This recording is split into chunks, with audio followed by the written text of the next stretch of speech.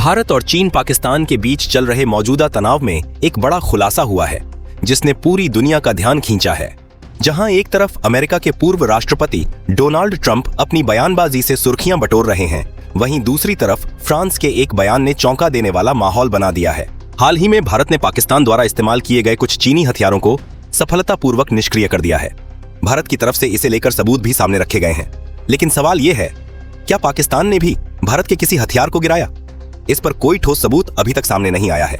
इसी बीच Bloomberg news ने चीन के विदेश मंत्रालय से पूछा कि क्या भारत का राफेल लड़ाकू विमान गिराया गया। इस पर चीनी प्रवक्ता ने कोई जवाब नहीं दिया, न ही किसी तरह की टिप्पणी की।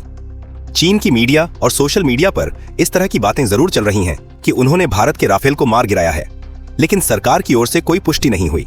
यानी फिलहाल ये सिर्फ अफवाहें लगती हैं।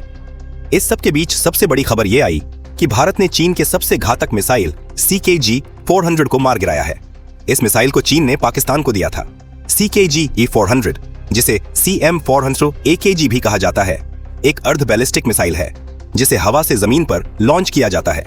ये मिसाइल खासतौर पर तब इस्तेमाल होती है जब सामने कोई बहुत बड़ा या अहम लक्ष्य हो, जैसे कि air defence system, missile base या रडार स्टेशन।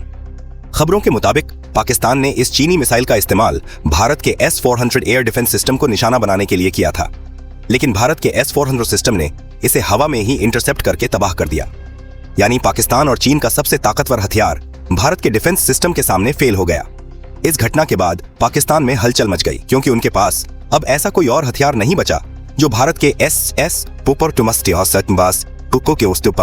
फॉस्टो सिस्टम को भेज सके। रिपोर्ट्स के अनुसार चीन ने पाकिस्तान को ऐसे लगभग 60 CKG-400 मिसाइलें दी थीं, लेकिन पाकिस्तान ने कितनी मिसाइलें भारत पर दागीं, इसकी कोई आधिकारिक जानकारी अभी नहीं है। पाकिस्तान ने दावा किया था कि उसने भारत के S-400 सिस्टम को खत्म कर दिया, लेकिन भारत ने इसके ठीक उलट सबूत दिखाए कि उन्होंने उस मिसाइल को हवा में ही नष्ट कर दिया। इससे पाकिस्तान का दावा पूरी तरह झूठा साबित हुआ। उल्टा अब चीन और पाकिस्तान दोनों ही चिंता में हैं, क्योंकि जिस मिसाइल को वे ब्रह्मास्त्र मानते थे वह भारत के रक्षा कवच को नहीं भेज सका। इससे एक और बात साफ हो गई, भारत की मिसाइल डिफेंस तकनीक, खासकर S-400 सिस्टम, दुनिया के सबसे खतरनाक हथियारों से भी निपटने में सक्षम है। वहीं दूसरी ओर चीन की मिसाइल तकनीक पर भी सवाल उठने लगे हैं, क्योंकि जिन हथियारों को चीन अपनी ताकत मानता था वो भारत के सामने बेअसर हो गए। अब सोशल मीडिया पर एक और मुद्दा चर्चा में है, क्या राफेल विमान वाकई में गिराया गया?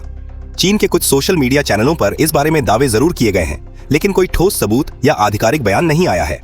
इसलिए ये पूरा मामला अभी सिर्फ अफवाहों और प्रोपेगेंडा का हिस्सा लगता है। वास्तविकता यही है कि भारत ने इस बार न सिर्फ अपने डिफेंस सिस्टम की ताकत साबित की, बल्कि चीन और पाकिस्तान जैसे दो देशों के साझा प्रयासों को भी निष्क्रिय कर दिया। इससे भारत की सैन्य क्षमता का डंका पूरी दुनिया में बज रहा है। निष्कर्ष ये है कि भारत के पास अब ऐसे हथियार और डिफेंस सिस्टम मौजूद हैं जो किसी भी हमले को नाकाम करने में सक्षम हैं, चाहे वो पाकिस्तान की तरफ से हो या चीन की तरफ से। और यही वजह है कि दुश्मनों को अब रातों रात अपनी रणनीतियां बदलनी पड़ रही हैं। अगर यही हाल रहा तो आने वाले समय में भारत न केवल एशिया में बल्कि पूरे विश्व मंच पर एक सैन्य महाशक्ति के रूप में अपनी पहचान और भी मजबूत करेगा।